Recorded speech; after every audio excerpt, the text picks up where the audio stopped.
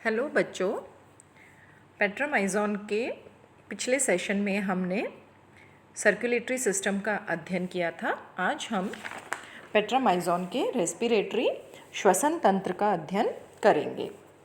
जब हम लैम्प्रे में श्वसन तंत्र का अध्ययन करेंगे तो बाह्य संरचना का अध्ययन करते समय हमने यह देखा था कि गिल्स जो होती हैं विशिष्ट पाउच में या कोश में उपस्थित होती हैं और इस प्रकार की गिल संरचना को या गिल स्थिति को हम मैरिस्पोब्रैंक अथवा इलास्मोब्रैंक टाइप ऑफ गिल्स कहते हैं। अगर हम गिल्स की स्थिति देखें तो गिल्स की स्थिति फेरेंजियल कैविटी में उपस्थित होती है, जो कि ईसोफेगस के पीछे की डॉर्सली पीछे की ओर रेस्पिरेटरी ट्यूब के अधर तल पर उपस्थित होती हैं। संख्या अगर हम देखें तो जो ब्रेंकियल बास्केट है इसमें 7 गिल पाउचेज उपस्थित होते हैं जो कि रेस्पिरेटरी ट्यूब के दोनों ओर उपस्थित होते हैं और प्रत्येक जो रेस्पिरेटरी गिल्स या गिल पाउचेज होते हैं बाहर की ओर ब्रेंकियोपोर द्वारा खुलते हैं, जो कि अंदर की ओर इंटरनल ब्रेंकियोपोर द्वारा जुड़े रहते हैं।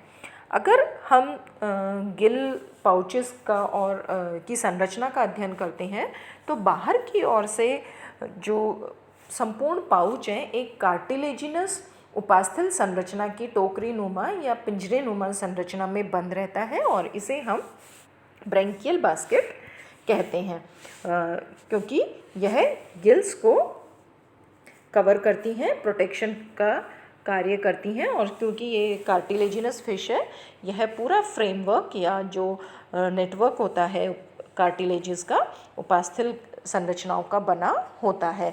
अगर प्रत्येक गिल की संरचना हम देखें तो गिल्स की संरचना एक बाई कॉन्वेक्स लेंस के समान दिखाई देती है। प्रत्येक गिल में अनेक गिल लैमिला या पटलिकाएं पाई जाती हैं। अंदर की जो भित्ति होती है वो बहुत ही महीन या पतली होती है जिसमें अनेक गिल पटलिकाएं उपस्थित होती हैं और बाहर की जो वॉल होती है वो थिक होती है। प्रत्येक गिल में गिल लैमिली जो उपस्थित होती हैं वे पूर्ण रूप से या बहुत ही एफिशिएंटली ब्लड वेसल्स या कैपिलरीज द्वारा इनोवेटेड या उनसे घिरी रहती हैं। दो गिल्स के मध्य में एक सेपरेशन होता है जिसे हम इंटरब्रेंकियल सेप्टम, एक गिल ये दूसरी गिल और इन दोनों के मध्य में इंटरब्रेंकियल सेप्टम उपस्थित होता है। गिल का अगर सेक्शन काट के हम देखते हैं तो बीच की जो गुहा होती है या स्पेस होता है उसे गिल क्लेफ्ट या गिल खांच कहते हैं और जो वेंट्रल अयोर्टा है ये एफरेंट ब्रेंकियल सिस्टम है। एफरेंट का अर्थ होता है गिल्स के अंदर आने वाली ब्लड वाहिनी या ब्लड वेसल। ये आगे चलकर दोनों जो रेस्पिरेटरी ट्यूब है उसके दोनों ओर उपस्थित गिल में डिवाइड हो जाती हैं। गिल लैमिला में इनकी ब्रांच जाती है और ये जो ब्रांचेस होती हैं ये इंटर ब्रेंकियल सेप्टम के द्वारा इनमें प्रवेश करती है। इसके पश्चात अगर हम इफ्रेंट अर्थात जो कि यहाँ से ऑक्सीजनेटेड ब्लड लेकर जाती हैं, जो जल यहाँ पर आएगा उससे ऑक्सीजन अवशोषित करके ये इफ्रेंट ब्रेंकियल आर्टरीज हैं जो पुनः जुड़कर डॉर्सल अयोर्टा का निर्माण करती हैं। ये इफ्रेंट जुड़कर पुनः डॉर्सल अयोर्टा का निर्माण करती हैं जो अग्रभाग में शीर्ष भाग में एक वलयनुमा संरचना बनाती हैं जिसे कि सिफेलिक सर्कल कहा जाता है। गिल्स के अंदर जो जल का प्रवेश किस प्रकार होगा, दिशा किस प्रकार निर्धारित होती है, इसके लिए भी विशिष्ट क्रियाविधि या मैकेनिज्म होता है।